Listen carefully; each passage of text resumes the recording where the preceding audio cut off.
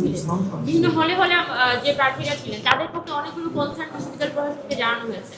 আমরা আমাদের এখানে বিভিন্ন প্যানেল থেকে আমরা এখানে দাঁড়িয়ে আছি যে ঢাকা বিশ্ববিদ্যালয়ের কিছু স্পেসিফিক সমস্যা, প্রথমত হচ্ছে ব্যালট পেপার যে হচ্ছে কাউন্সিল আজম মার্কেটে পাওয়া গেছে, এইটার কোনো উত্তর আসলে আমাদেরকে ঢাকা বিশ্ববিদ্যালয় প্রশাসন এখনো পর্যন্ত দিতে পারেনি।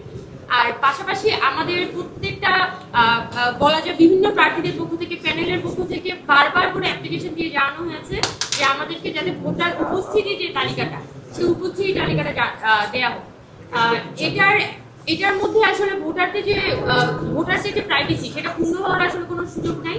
বরং আমাদের যে ভোটার তালিকাটা আসলে ঢাকা বিশ্ববিদ্যালয় প্রশাসন থেকে নির্বাচন পূর্বে প্রদান করা হয়েছিল, সেই ভোটার তালিকায় কিন্তু এখনো পর্যন্ত সেই ভোটার তালিকাই হচ্ছে যে মূলত আমরা ভোটের দিনে তাদের যে উপস্থিতি, সেটাই আমরা চাচ্ছি।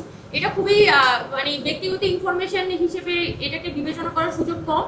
বরং আমরা এখানে বিভিন্ন প্রার্থীদের পক্ষ থেকে যেহেতু বলা হয়েছে এবং আমাদের পক্ষ থেকে আমরা যেটা বারবার করে এখানে বলছি যে আমাদের যে ফিল্ড অ্যানালাইসিস, সেই ফিল্ড অ্যানালাইসিসে অনেকগুলো হলের ব্যাপারে আমাদের মধ্যে কনসার্ন তৈরি হয়েছে। যে হলগুলো যেমন জহুর হক হল, তারপর মুজিব হল, এই হলগুলো নিয়ে স্পেসিফিক কনসার্ন এসেছে যে ঢাকা বিশ্ববিদ্যালয়ের এই দুটি হলে ওই দিন পার্টিকুলারলি ভোটের দিনে এত পরিমাণ ভোটার টার্নআউট হয়নি। কিন্তু সেই জায়গা থেকে যখন বিশ্ববিদ্যালয় প্রশাসন বলছে যে প্রায় 87%, 88% কাস্টিং হচ্ছে, তখন আমরা বলেছি যে আমাদের জায়গা থেকে নর্মালি বলেছে ঠিক আছে আপনারা আপনাদের উপস্থিতি তালিকাটা দেন, তাহলে এখানে সবার জন্য বিষয়টা ক্লিয়ার হয়ে গেল। তো এই সুস্থ স্বাভাবিক প্রক্রিয়াটা আমরা যেটা দেখতে পাচ্ছি যে আমাদের ঢাকা বিশ্ববিদ্যালয় প্রশাসনের আজকে ভিসি স্যার ছিলেন, ভিতর প্রক্টর স্যার ছিলেন, এই দুইজনের উপস্থিতিতে আমরা কথা বলেছি সবাই, এবং আমরা আমাদের কনসার্নগুলো তাদের কাছে নর্মালি উপস্থাপন করেছি। এবং তারা যেটা আমাদেরকে অনবরত বলার চেষ্টা করছেন যে এই জিনিসটার সুযোগ নেই, মানে ওনাদের পক্ষ থেকে এক ধরনের একটা না সূচক কথা আসলে আমরা শুনছি।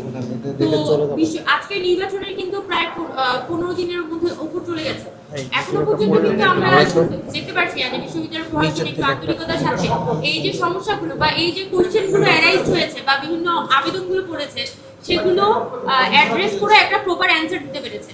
বরং তাদের মধ্যে নানান ছলচাতুরি করা বা তাদের মধ্যে নানান ধরনের একটা চেষ্টা আছে এই প্রশ্নগুলোকে এড়িয়ে যাওয়ার।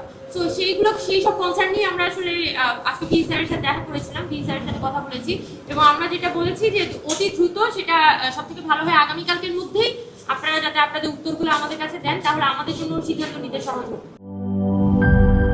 জীবনের সাথে চলে high five all time healthy life, নিশ্চিন্তে খান স্বাস্থ্যকর অল টাইম পান, অল টাইম হেলদি লাইফ।